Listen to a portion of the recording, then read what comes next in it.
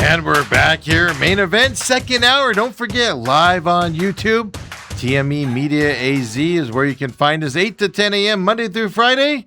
No Dale today, unfortunately. I had to go deal with a personal issue. As I said at the top of the show, at least he was able to text to give me a heads up before the show. About 1:29 this morning, he was able to do it. It's not hard to do, folks.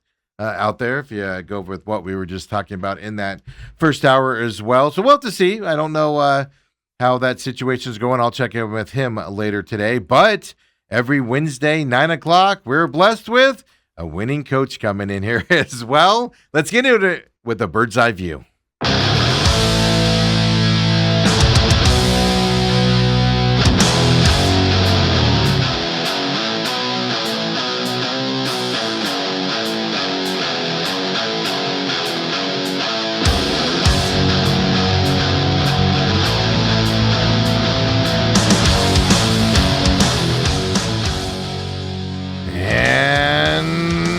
There he is. Good morning. Good morning. How you doing, man? Good. How are you today? Different background today. Of course, Mike Sheahan, Scottsdale Christian Academy, three-time. Should I say three-time state champion 2A, or should I say back-to-back-to-back? Because Dale I like the back-to-back-to-back, right? 3-time you can split up. Yeah, that's what Dale said. Dale goes, you have to go back-to-back-to-back-to-back, and that, to me that sounds weird. But yeah, 3 means you could have won 3 over 30 years, right?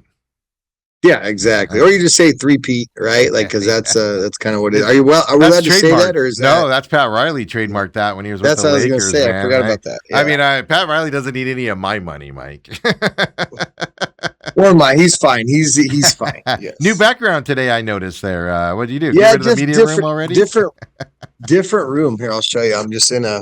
I'm in a classroom today. I say that looks like a classroom. I've been in those classrooms, rain delays multiple times and stuff. Yeah. Is that a like a, I'm gonna say pillow, but is that a soft thing behind you? Yeah, it's like it used to be in the gym, right? So it's like in the basketball court. Yeah. Or it'd be under the hoop that they run in instead of running into the brick. Yeah. When they can't stop themselves. Yeah, because I was in that room last year. Oh yeah, right there. I was in that one. Is that the room where they have not the scoreboard, but the thing where the scorekeepers and everybody said that was in one of the. Oh, that's a different one. That's what I'm saying. That's a different one. They took everything from when they redid the gym, and like some teachers wanted it, and they kind of put it in rooms, which is kind of cool. It's different. Because we were in that room for that rain delay last year. We went and sat in there, and I was like, that's kind of neat to have that as a desk right there as well. But hey, man, you got coming up this Friday, Pima coming up for you to start your season. Before we get into your talk, and I know you're busy with the real estate stuff and then getting ready for this season, but I'm assuming everybody's heard about the Ketel Marte situation out there. Yes. And as a head coach, I talked to Dale about it in a locker room perspective if that was to happen. Bruce Cooper yesterday, we talked about the 2001 D-backs because he was integral in that locker room and stuff like that. So I'm just curious on your position here. A player just shows up, doesn't show up, ghosts everybody. And I said it, you weren't on yet, I don't think. But I said, I know of a fact where like you had a player one year that his parents just went on vacation and he missed the first game of the year, and stuff like that. And I'm assuming they let you know ahead of time. He just wasn't like, where's he at? But how would that be handled here as a head coach? Now you're at a high school level and stuff like that, but I'm just curious how that would be handled by you with a player pulling a stunt like that. It's kind of hard, right? And I'm not going to think in terms of talent wise, but like when it's one of your superstars, what if it's your quarterback? It makes it. I know. Yeah. Let's just put this scenario out there. What if it's Carson Reed and you go to Friday night and he doesn't make the bus to go to Pima and you haven't heard from him? You can't get a hold of him. He's definitely not playing. I don't know if he's off the team, but I think there's a short period of time where. Not that there's going to be lesson learned, or it might even be more what the player wants, but I'm going to give him a little break and say, hey, separate yourself from the team. And I don't even want you to go. You got to learn from this. With a young man, he's going to care. With Marte, is he even going to care? Is he going to appreciate the vacation? Well, which is my next question to you. Let's say he does that for the Pima game, works his way back, comes back and does it again. And a star player, sorry, Carson Reed, I'm pointing you out in this. I'm not saying you're going to do this, but let's say week 8 does it again. Because Marte's got a history of doing this. I'm done. I'm literally done at that point, right? So like at the same time, like Major League Baseball, like that's your job. If we don't go to our jobs, or in neither one of us necessarily work a 9 to 5, but if you have a 9 to 5 job and you just decide not to show up once and they kind of give you some grace and you go back and you do it again, see you later. Like what are we doing? How long are we going to coddle these guys? Yeah. Well, that's the thing. $16 million. He's got to see. Yeah, somebody like you or I don't show up to our job. We're out 50, 60, maybe $100,000 job that you have to try to replace. Yep. $16 million reasons to get up and go. And if you can't find the joy in that, right? I know that simplifies it, but yeah. I think you just got to get rid of him and let him be somebody else's team's problem. Like that's literally like that. That's it. Because no matter what, no matter the talent, he's not Shohei. He's not anything that's like the greatest of all time. Like he's good, but he's replaceable. And it's that's like, well, they you don't want to have. Huh? I said we're all replaceable, and they've shown they've actually shown while he's missed games this year for injury or rest time. They've shown they play better without him. Actually, not these last 2 games. See you later. Yeah, exactly. And it's just that's why I'm fascinated by this because D-backs are send him back to Arizona for an MRI, and it's like, well, what are you doing about it? Like it's all cover up. What I want to know is, are you paying? Because on the restricted list, you don't have to pay him. So are you paying him right now, or are you punishing him by not paying him on this restricted list? Those are the things that they just aren't squashing. But then on top of it, I mean, and I know I'm putting you in a scenario you haven't been able to be in and stuff like that, but just how do you get your team ready in that situation? So Monday they looked terrible, but then yesterday they looked terrible. It's just how do you respond to that? And you do a good job of getting your players ready, and if they're not ready to play and during a game, it gets better throughout the game, and we've seen that over the last 3 years and stuff like that. But think of those coaching hurdles mentally you're going to have to go through for a team that gets let down by somebody not showing up. You know what I do? I actually call out that player in front of everybody without that player there and say, hey, like he's affecting everybody as a whole. Like that should not be happening. He is now gone. It's us right now. So we got to kind of get that group to be a little bit more tight knit, want to play for each other a little bit more. Forget the nonsense. The hardest thing is to forget the nonsense. But if you address it and you say, hey, that dude's gone right now. We don't have him. It doesn't matter anymore. Like we're moving on without him and let's go. Like it's almost like when we had the 24 guys suspended. Yeah. We had a Zoom meeting. We're going to accept it. Let's go forward. Let's do our thing and let's just go. I think eventually you just have to be like, cut ties. Tell these guys he's not necessarily any better. It doesn't make us any better. Obviously, it's nice to have that bat in the lineup. But you know what? We've got a young man, and you know what? You build up the young man behind him. Be like, hey, I can't remember who his back is, but this guy right here, he's a heck of a ball player. We don't even drop off. Yeah. What's that? I thought Vargas is who it is, but so Vargas. Hey, we don't drop off of Vargas, so let's go and build it. Like exude confidence to that kid. Yeah, but I mean, there's a difference between you found out the suspensions and you were pretty sure the suspensions were coming days beforehand. Yeah. I mean, this was 8 minutes before they put the lineups out 8 minutes before, where you're just like, what? Yeah. And I know it's different in football because an hour or two ahead of time with warm-ups and stuff. Nobody's just walking out to the stadium. They're not doing what I do where they roll out of the car, roll into the stadium and sit down on the bench and and I'm not going into play and, got nobody stretching and stuff like that. But it's just fascinating discussion that's happened at a professional side. And I'm sure it happens at high school levels, out there where kids just decide they're not going to play anymore. I do have an opinion as we talk through this. Yep. I guarantee they didn't address it. And everybody was wondering more or less what was going on, opposed to what the game they were in. Yeah. Like, honestly, in baseball, and I'm not a baseball coach, but it's not like 11-man in football where every single guy needs to do his job on every single play. Yes, it is to an extent. But if you don't have your second baseman, replace him. You got somebody there. And let's move forward. But they should have, you know what? Even in a Major League Baseball like dugout, hey, bring everybody in. Hey, Marte's not here today. We don't know what's going on. It doesn't matter. Let's play. Let's go. I bet you they just had this weird what's going on. Well, nobody knew. So then everybody's wondering, was he in a terrible car crash or something, or, all that stuff will start going through your head. Well, Lavello's just got a squash right there. Say it doesn't matter. We'll figure it out later. Let's concentrate where we're at. I don't know. I don't know. Maybe he did do that, but whatever. I don't know. Let me ask you this, because, it's what we do. We're opinion hosts and stuff like that. But you look at other coaching decisions, whether it be other sports or even in football, and just go, what are you doing? Or do you kind of look at it kind of like well, I'm glad I'm not you right now. Yeah.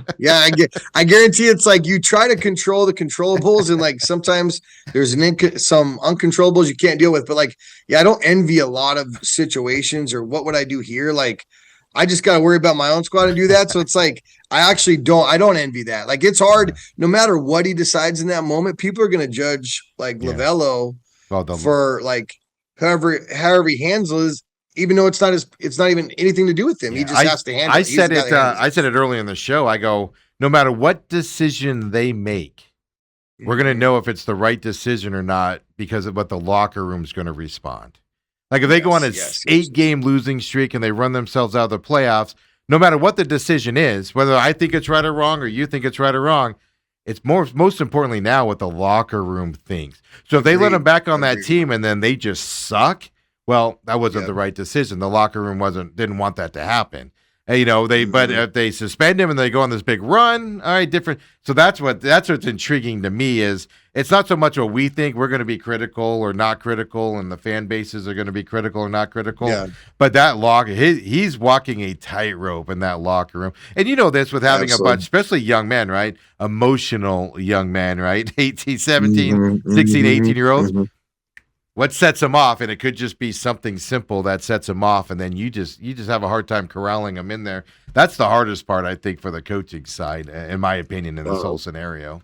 The culture part and all that stuff, that's the hardest part at all times. Yeah. Always at all times. It's always those things where it's like, I think culture is important. That's why you got to be building on it all the time, and not like when you run into a situation like this, you can't be scrambling. Like you should already know what your culture is, and we can move forward or move on or like fix it. It's that then then at least the players have the trust in the coach. Let me ask you this, and I won't move off of this, but I have a coach on here, so I want to take advantage of this. What if you treat players fairly, but you do treat players, your quarterback gets a little bit more grace on things than like a normal player. I'm just throwing quarterback out there again because he's the highlight guy. But you do treat players fairly. You have no problem telling a quarterback when he's sucking out there and treating him and stuff like that. Yeah. But if you had a scenario where, like in this instance, they held the line up 8 minutes, where the rest of the locker room's got to be going, you wouldn't do that for me. What are we doing here? Yeah. So if you ever had a scenario, now obviously not to that length, where other players are kind of like, what are you doing? That guy's not playing well. You're babying him there. You're showing him favoritism, and then you're just ripping me a new one when I'm doing the right stuff out here, things like that. If you had that scenario, is it something you do have to worry about as you're out there? Are you cognizant of it? Yeah, you got to. I think you got to worry about the entirety of something opposed to one person. Like I'm not opposed to hurt the feelings of one person if they're not doing the right thing. I'm going to say the thing that needs to be said to take care of the rest of the organization or the rest of the team. So I feel like he probably shouldn't have held it. Hey, dude's not here. Dude hasn't warmed up.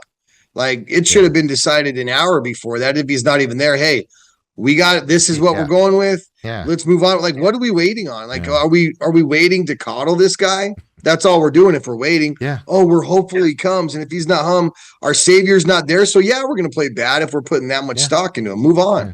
I did that scenario. I did that scenario of like, in those sitcoms where like they're breaking up and then like the boyfriend's like, I got this plane ticket for you. Come join me. And then he's at the airport and they're like, we're going to close the door. And he's just staring out in the concourse. And as he's walking in, he turns around one last time and walks slowly backwards. And I could just imagine Torey Lavello doing that before turning that car. And everybody else just being like, what are you doing?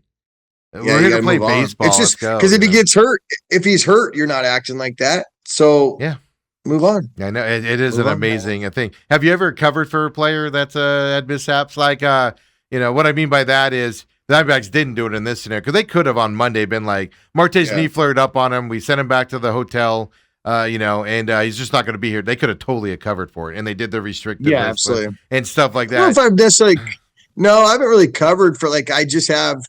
There's no coveraging, but it's like, hey, if they've got something personal going on, they have something personal coming in. That's with them. Yeah. I'm going to handle it the way I handle it. But hey, they got something personal. This is what's going on.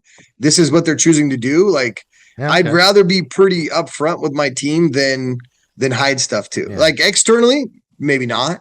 right? But internally, they're going to know everything what's going on. Yeah. Why not? Yeah, and that's an interesting takes there that you bring to here as a head coach. So I appreciate you. I know it's baseball, and that's not why you're on here, but Oh, yeah, I'm just team. fascinated by this whole scenario that people just don't. I mean, Tori the other day said, as coaches, sometimes we just have to deal with disappointment, and I'm like, this isn't disappointment. This is somebody abandoning you. This is a totally different situation than somebody not performing or not listening to you or something to that effect, So I think I just move on. Eventually you have to move on, otherwise it continues, and you create your own problems as a coach if you let more things slide. You really do. Yeah, interesting enough, we're going to start a rally for you to be the new Diamondbacks head coach here coming up. Robert said, Coach Mike is hired. He can take Hazen's job.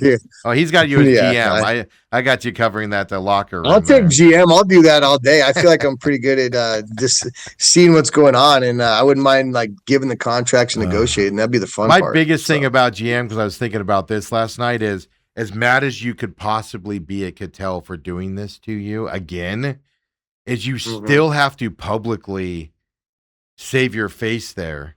Because if you're going to try to trade the guy, you got to still put a positive light out there so a team will take him. You can't just go out there and bash the guy. I think at some point, they're going to use that against you anyways at this point. You might as well just be like, hey, dude, this is what he did to us. This is what you're getting. You're not going to be pulling the cloak over anybody's eyes. They all know already. That's in my opinion.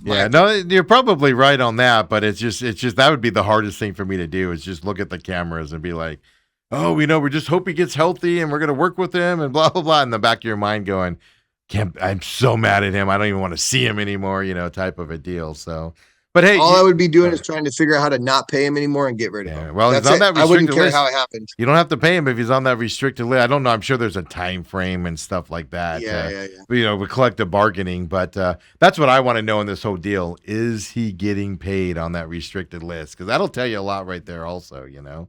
But hey, this weekend you got Pima. You're traveling to Pima on Friday night. And everything. Yeah, the buses, got enough juice in the electric motors there and ready to go for that. What's that, 2.5 hours for you guys to get there? Yeah, I think 2 hours, 2:45, 3 hours, depending on when you leave, somewhere right around there, 2:45. Because you got to beat traffic and stuff too, right? You got to leave early enough that you don't have traffic. Yeah, we're 1:45, I think, out of here is when we should depart. That's the goal.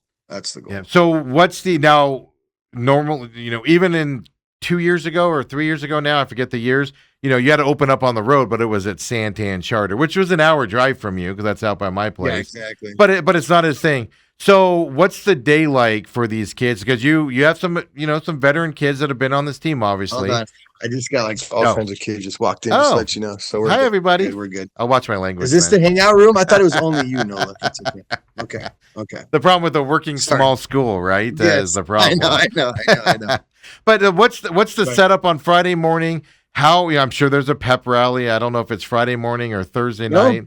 Nothing. No pep rally, no setup. We kind of just go about our day and just get on a bus and go play football. Right. Nothing. What kind of school I think it's so early no pep rally? I think it's so early in the year. They don't even have all that stuff planned yet. You know what I mean? It's it starts so quick, but it would be awesome if they did, but I do not think so. Maybe for that first home game is my assumption, but not for Pima. I think they just go, good luck. You're going 3 hours away. Go ahead, go have fun. You know what I mean? It's one of those.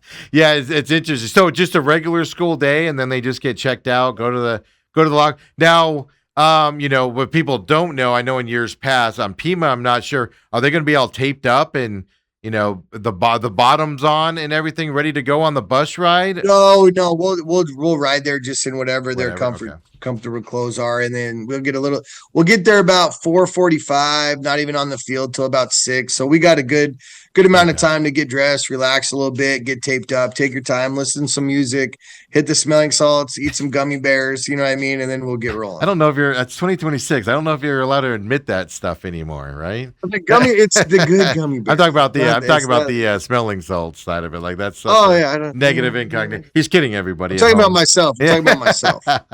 So let me ask you this. 1:35, so everybody will eat at school for lunch. What do you do for meals for them and pregame prep and all of that stuff on a long trip like this?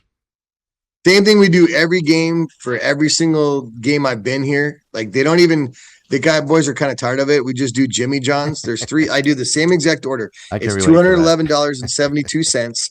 We get 3 boxes of Jimmy John's. It's ham and turkey only. I tell them if they take the tomatoes off, they're soft. We got to like grow through tomatoes. And we just have those. We have our Gatorades, and we eat the same thing every single time. That's what to me, that's what I don't want to change it. It's I'm not super superstitious. Yeah. But I don't want to change that. Yeah. Well, yeah. Sometimes Jimmy John's tomatoes are a little soggy, Coach. I mean, listen. You stop, dude. If you're one of you're soft. Then I love like, tomatoes. I told him I love tomatoes, but I hate them when they're soft and squishy. I can't stand it. Like it's, you know what? You got to leave them on. That's part of becoming a man, Steve. You know what I mean? Part of becoming a man is maybe that's the been my problem. Maybe we just figured it out as we go in. Yeah. So that's just setting it up there. And but you just take them on the bus and then just give it to them on the bus. Yep. So you don't. I know. I try to eat like stopped, about an hour into the trip. So then we'll bring snacks and granola bars and Snickers bars, and because honestly, then you don't play till 7, so there's a long amount of time, and you have to stay fueled. I mean, it's an exhausting game, and you got to make sure these boys stay fueled. I know in the past you guys stopped, for bathroom breaks and stuff like that. Or was it just we're going straight through, fellas? Let's do this.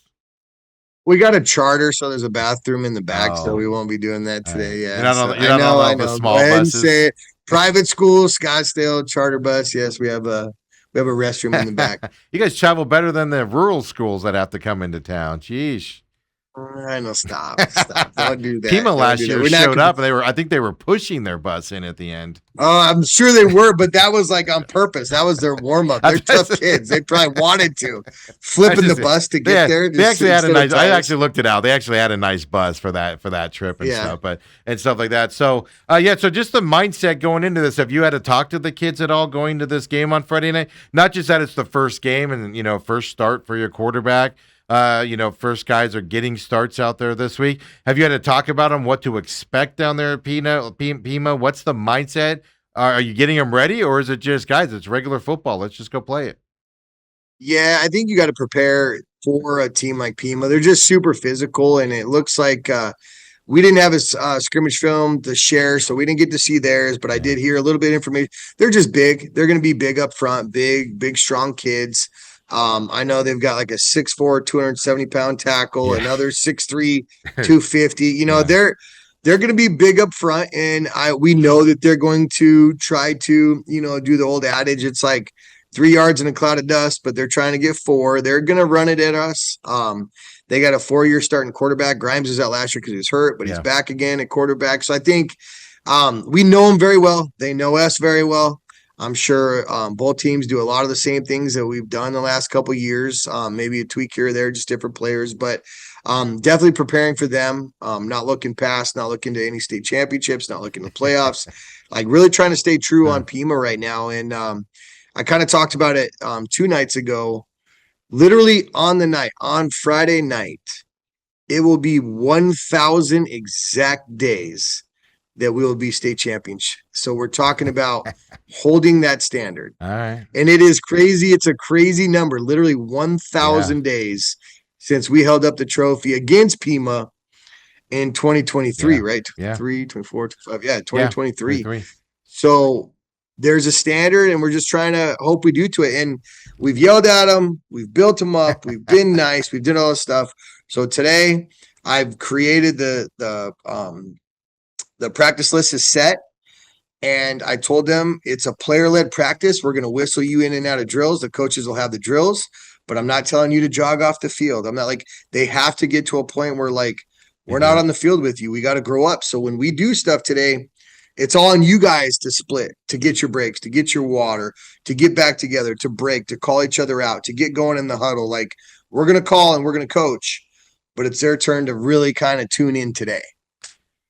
And so now when did the conversations about winning a championship 3 years in a row end, or did it never start this year? But did you kind of have to? Because I can't remember if it was 2 years ago or last year where some kids were just like, we've won championships, going in there, and you had to kind of squash that. Any of that this year? You know what? I think we beat it into them so much last year. Not beat it in. We talked it into them right before anybody's screen clips that. You know, we just talked about it so much last year. I think when our boys now get interviewed with different places, they say the right things. I just hope we're in the right mind space and not just saying the right thing, you know? So it's we're not worried about 4 because literally and truthfully, if you think about it, it does not matter. If we go into the business world and we pride ourselves in the last 3 years and we don't do any work, well, then all that doesn't matter because you got nothing else coming in. So we've got to continue every single week. We got to put money in the bank and try to cash it out at the end of the year. That's the goal. No matter how good I did in the business world, I always got a bigger budget the next year. And you're like, I barely, right? Yes. I hit record numbers last year. Do you want me to hit more record numbers this year? For the 4th, 5th year in a row, what are you doing? So it is an interesting dynamic, right? But yeah, I was looking at Pima's lineups last night for their kids and stuff like that. I mean, they got a 6'4" defensive back. That's the backup quarterback there. 190 for a defensive back. On I can tell you almost at Hoops. You got Hoops, McBiles. Yeah. You know what I mean? Grimes, I know Palmer, I know all the names. They got some studs. They got some studs. For sure. Yeah, Palmer's 6'2", 190 pounds. We'll give Pima some shout outs here. But you know, and I said this the 2 years, you know, I showed up to the championship games and you walked in and you're like, oh dear God, those Pima dudes are huge compared to the other guys out there. And so I expect to see that showing up this week, right? As you go into it. Now, first game of the season, 2 years ago, you were working in a new quarterback, same situation as this year. Last year, you had a lot of veterans coming back. So things to that, a lot of unknowns going into the first game generally out there. I remember back 2 years ago, I distinctly remember on the side, a lot of confusion. I'm just going to give you people examples. You know, when it was time to punt, you know, your coaching staff was yelling for kids, where you at, where you at, where you at? And that got mixed up in year 2. So different when it's, you're not set and they haven't been doing this and we got to go in it's going to be so it's going to I've said nothing in the last 30 seconds. I've made a lot of noises. So that's how I feel like. I feel like I hope it's not comparable to 2 years ago, but it's going to be. They're high school kids. Yeah. They're all playing some new stuff. They're moving around a little bit different. We're starting on a field where the visiting stands are behind us. Yeah. So it's going to be even more in their headspace. A lot of noise. So it's like so many things against us. It's so good for us. That's where and we might be like, if I have to call a timeout because the right guys aren't on punt, I'm going to be so upset, but I wouldn't be surprised if I had to. Yeah. You know, it's especially first game, no scrimmage, you know, that's on the road, new guys here, you know, so it's Well, then last year, no headphones in that first game. I was trying to work on headphones while you guys were trying to call plays. And I got somebody's like, hey, that guy knows media stuff. Come down here and try to figure out. So I'm all there trying to figure out your headphones. And, you know, those variables happen out there. But just with a newer team, you know, and getting guys comfortable and things to that effect. How much do you think? I know they're missing the scrimmage last week because it was called because of weather and lightning and stuff. How much of that is not a concern, the right word, but it's a lot of guys are going to see live action for the first time, either in a year or ever on this level of a football field on Friday night. How much of that is a concern to be watching for? I think it's a pretty big concern right now, to be honest. It's one of those things that I am worried about right now. I feel like if you don't get hit, you don't know how well you can hit either. And if you're you know, it's nice to get out and not have injuries, but it's also nice to be hit, get out of there without injuries, and just let the kids feel the flow of the stuff, because you're not going against scout team. You're not going against the same old guys where you know his move every time. The defense already knows all our plays. You know, it becomes so much different. I am interested to see what happens, and I do know that we get better throughout the year, but I hope we're good now. With a question? Yeah. You know what I mean? That's where I'm at. Right. That's where I'm at. Well, you don't know. You really don't know. Yeah, I mean, like I said, we already covered it last week where you guys have a pretty tough schedule. You know, first 4, well, Glendale Preps kind of put a wrinkle into that a little bit as well. And I saw Richard Opert saying, you know, there's 4 teams now in 2A that aren't having varsity squads, so it's a problem for multiple teams out there with the schedule and stuff like that. But you guys have a tough beginning of the schedule. I've heard you in the past say, regardless of what happens in week one, we obviously learn from it and grow as the season goes on. You've done that the last 3 years. Do you express that to the team at all, or is that just between you and the coaching staffs? And let's see what happens in this game and go on.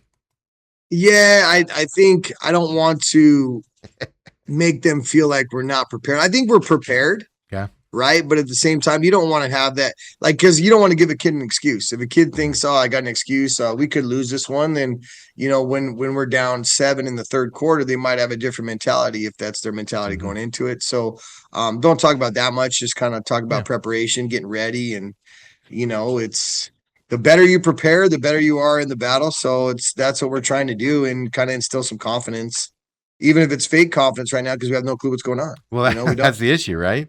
New quarterback, junior quarterback coming in this year, 6'1", 180 pounds is what you guys have him listed at here coming into it. That's about right. I think he's a little bit heavier than that, too. Okay. I think he's a little bit taller, a little bit heavier. I haven't. I need to update that on the way to Pima. Yeah, you had your quarterback last year listed at a height, and I'm like, dude, that dude ain't whatever he was. I can't remember now, and I was like, he's taller than that because he was taller than me, and I'm like, I'm 6'2". Yeah, so Sean thought I had him too heavy, so I think I had him too short and too heavy to him, right? So he wanted to be taller and thinner. So I think I might have missed those off a little bit of numbers.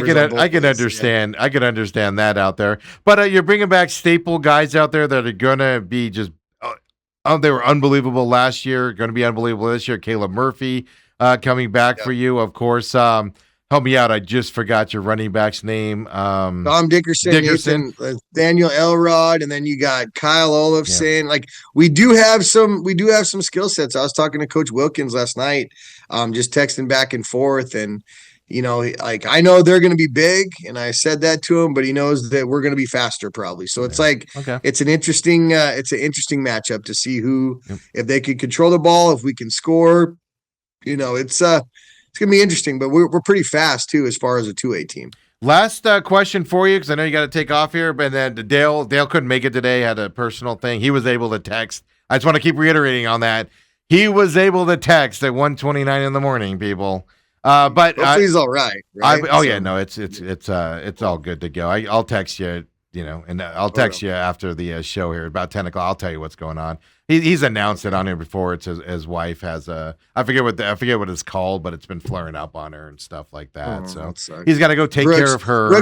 Brooks the salt of the earth. Yeah, I know, poor right? So I'm like, you better take care of her. I'm glad he's taking care of her. Yeah. Yes, exactly. But I'd be remiss if I don't ask, how's your offensive line looking this year? I know I thought he graduated, but you say you're getting your center back here this year and everything. Like it's just saying, he's one of those guys, like a 60-year senior. He's awesome. Honestly, he's just keeps getting better. Well, give him a shout out. Sam Watkins. Yeah, there you go. Sam Watkins. Yeah, Sam Watkins. We do crosses, and it's like if you do good things, or if you're a leader, if you're working hard, or like points. Like I gave him, and I truly think this is what I said, and I truly said that. And his dad might walk in the room right now because I'm in his classroom. But I think Sam is literally, obviously, he's not a wide receiver, he's not a running back, he's not anything. But I think he truly is the best player in the state. But as a center, you don't get that recognition. But the kid is a stalwart. He's going to play a little bit more defense for us this year. So it's he's a stud. And then our O-line, Luke White comes back, which is another one of the better players, two-way players in 2A. He'll be playing left tackle for us. London he was fun. He was fun to watch last year on that defensive side. Like Luke White is nasty. Yeah. He is. I remember him throwing a couple guys last year. He was going up against, yeah. And he was only a sophomore at that point, so he's a junior now, and he's bigger, thicker, all that stuff. He's squatting well over 500. So it's, he's a monster. So our offensive line, like obviously we haven't seen it hit anybody else, or but as of right now, I do think should be pretty good. Will we get some like wake up calls and probably have something to work on after this game? 100%. But I think I'm pretty confident going into this game that our offensive line will be pretty good. And I hope I'm correct. Usually I'm pretty good about telling that stuff. But like I said, we still haven't seen. But Danny Brand, London Olson, Jack Schray, RJ Reeder, Sam Watkins, Luke White. There's some guys that mix in and out. We just added 2 kids that are about 300 pounds a piece that we just added again too, which you'll see on Friday night too. So we're getting a little bit bigger. We just got to get them all in shape and get ready to roll.